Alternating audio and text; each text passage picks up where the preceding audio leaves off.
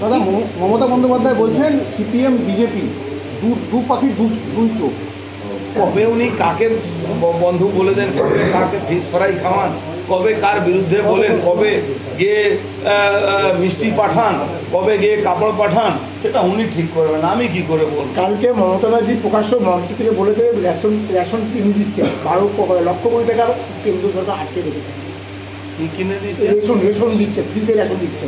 উনি উনি কবে আবার ফ্রিতে রেশন দিন? কালকে প্রকাশ্য মঞ্চ থেকে উনি মিথ্যা কথা বলে সবাই জানে। আজকে 9 মাস ধরে বৃদ্ধা পেনশন, বিধবা পেনশন আর হ্যান্ডিক্যাপ পেনশন পাওয়া যাচ্ছে না। সেই টাকা দিয়ে বকটুই মিড ডে মিলের টাকা দিয়ে বকটুইর যে ঘটনা ঘটেছে তার কম্পনসেশন দিতে হয়েছিল। ওনার কাছে টাকা কোথায়?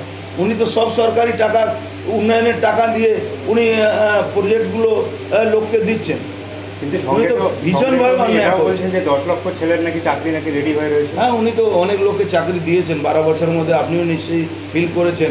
চাকরি দিয়েছেন, 15 লাখ টাকা নিয়েই চাকরি দেওয়া হয়েছিল, সেটাও কোর্ট বাতিল করে দিয়েছে। চাকরিজীবী যারা বড় মাথা তাদের কি আদৌ অ্যারেস্ট হবে? ভারতবর্ষে আইনের ঊর্ধ্বে কেউ নেই।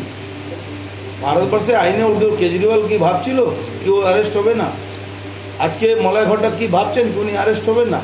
12টা চিঠি পাওয়ার পরে উনি ভাবছেন কাউকে কারোর সঙ্গে কোনো হবনামি করে উনি বেঁচে যাবেন? তৃণাঙ্কুর ব্যাপারে তো ডিভিশন বেঞ্চ খারিজ করে দিল ওয়েস্ট বেঙ্গল গভর্নমেন্টের যে আপিলটা। ওর নামে তো এফআইআর যে কোনো মুহূর্তে সিবিআইকে করা উচিত আমার মনে হচ্ছে। অভিষেক ব্যানার্জি বলেছিল দোষী সাব্যস্ত হলে ঝুলে পড়বো। হ্যাঁ, দোষী সাব্যস্ত হলে ঝুলে পড়বো।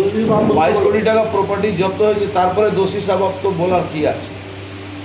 ভারতবর্ষে আইনে আপনার প্রপার্টি সিজ হয়েছে, তারপরে বলছেন দোষী সাব্যস্ত হলে আমরা এ হবে।